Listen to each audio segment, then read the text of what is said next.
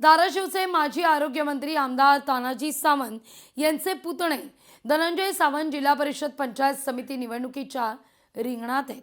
पुतण्यानं वेगळी चूल मांडल्यानं तानाजी सावंत यांना धक्का बसलाय। कार्यकर्त्याला न्याय मिळावा म्हणून बंड मी बंद केलं।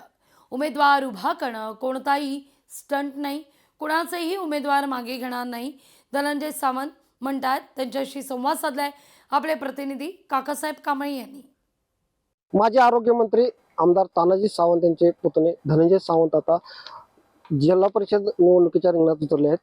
सावंत साहेब, काय सांगाल? आता पूर्ण तयारीशी तुम्ही आता उतरला? हो, फॉर्म भरलेले आहेत, आज छाननी झाली, सगळ्यांचे फॉर्म आमचे वैध ठरलेले आहेत आणि आता लढायचं। कट्टर शिवसैनिक पण तुम्ही आता वेगळे लढताय? कट्टर शिवसैनिक म्हणून लढतोय मी। कट्टर आहे, शिवसैनिक आहे म्हणून लढतोय। तर कट्टर आणि शिवसैनिक दोन्ही नसतो तर लढलोही नसतो। काही स्टंट म्हणायचं का हे सुरुवात? स्टंट वगैरे काही नाही आहे। लढणार आहे का तर 100% लढणार आहे। विड्रॉल कुठल्याही हालाकीत करणार नाही, हे फिक्स आहे।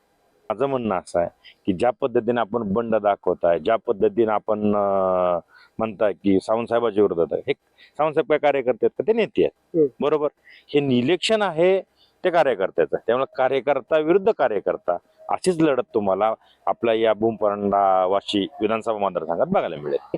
जेवढे फॉर्म भरले त्यात जास्तीत जास्त जागा निवडून येतील हा आत्मविश्वास त्यांनी आता बोलून दाखवलाय। काकासाहेब कांबळे, लोकशाही मराठी, धाराशिव। लोकशाही मराठी, ऐका, पहा, जागरूक रहा।